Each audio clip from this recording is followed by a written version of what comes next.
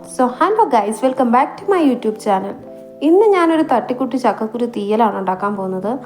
ഇത് വളരെ ഈസി ആയിട്ടുള്ള ഒരു തീയൽ റെസിപ്പിയാണ്.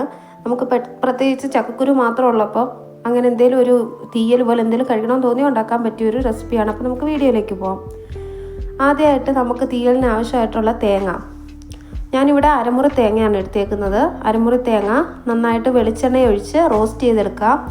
നന്നായിട്ട് റോസ്റ്റ് ചെയ്തെടുക്കണം. തേങ്ങ മൂക്കുന്നതിനനുസരിച്ചാണ് തീയലിന് ടേസ്റ്റ് ഉണ്ടാകുന്നത്. നല്ല ടേസ്റ്റി ആയിട്ട് വരണമെങ്കിൽ നന്നായിട്ട് മൂക്കണം തേങ്ങ.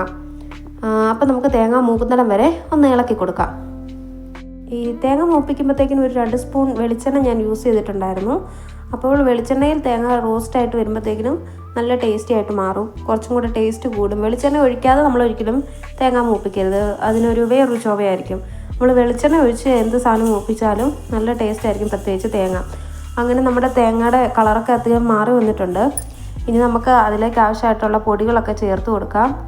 ഞാനിവിടെ ഒരു 2 സ്പൂണ് മുളക് പൊടി, 2 സ്പൂണ് മല്ലിപ്പൊടി, 1/2 ടീസ്പൂണ് കുരുമുളക് പൊടി, 1/4 ടീസ്പൂണ് മഞ്ഞൾപ്പൊടി, 1 ടീസ്പൂൺ പെരിഞ്ജീരകം. ഇതൊക്കെയാണ് ഞാൻ ഇതിലേക്ക് ചേർത്തിട്ടുള്ളത്. ഈ പൊടികളുടെ പച്ചമണം മാറുന്നത് വരെ നന്നായിട്ടൊന്ന് ഇളക്കി കൊടുക്കാം. നല്ലപോലെ പൊടിയുടെ പച്ചമണം മാറി കുത്തലായി കഴിയുമ്പോഴത്തേക്കും നമുക്കതൊന്ന് ഓഫ് ചെയ്ത് കൊടുക്കാം. ഓഫ് ചെയ്ത് മിക്സിക്കകത്ത് നമുക്ക് തണുപ്പ് മാറുന്നിടം വരെ റെസ്റ്റ് ചെയ്യാൻ വെച്ചതിന് ശേഷം മിക്സിയിലിട്ട് അരച്ചെടുക്കാം അരപ്പ്. ഇനി ഒരു 3 സ്പൂൺ വെളിച്ചെണ്ണ ഒഴിച്ചിട്ടുണ്ട്. അതിലേക്ക് 1/2 സ്പൂൺ കടുക്, 1 തണ്ട് കറിവേപ്പില, ഞാനിവിടെ ഒരു 10-20 ചുവന്നുള്ളി എടുത്തിട്ടുണ്ട്. ചുവന്നുള്ളി ചെറുതായിട്ട് അരിഞ്ഞത് അതിലേക്ക് ഇടുക. ഇതൊരു ഗോൾഡൻ ബ്രൗൺ കളർ ആകുന്നിടം വരെ നമ്മൾ നന്നായിട്ട് മൂപ്പിച്ച് കൊടുക്കണം.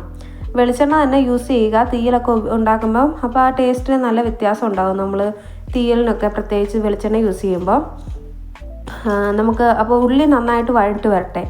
അപ്പോഴത്തേക്കിനും നമുക്ക് ഇതിന് വേണ്ട അരപ്പെല്ലാം അരച്ച് റെഡിയാക്കി വെക്കാം.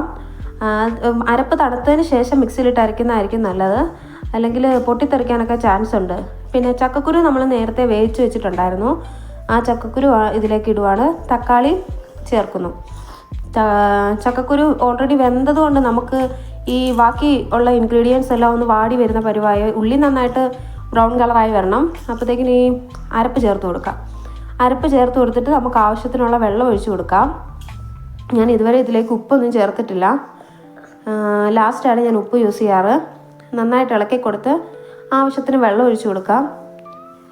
ഞാനിതിലേക്ക് 1 നെല്ലിക്ക വലിപ്പത്തിൽ ഒരു പുളി എടുത്തിട്ടുണ്ട്.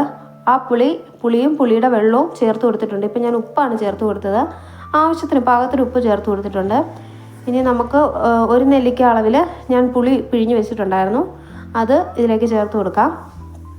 പുളിവെള്ളം ചേർത്ത ശേഷം നന്നായിട്ട് ഇളക്കി തിളയ്ക്കാൻ വേണ്ടി നമുക്ക് നോക്കാം. നന്നായിട്ട് തിള വരണം. തിളച്ച് കഴിയുമ്പോഴത്തേക്കിനും നമ്മുടെ തീയലിൻ്റെ കളർ തന്നെ മാറും, നല്ല തിളച്ച് വരുമ്പോഴത്തേക്കിനും. അപ്പോൾ വളരെ ഈസി ആയിട്ടുള്ളൊരു തീയൽ റെസിപ്പിയാണിത്.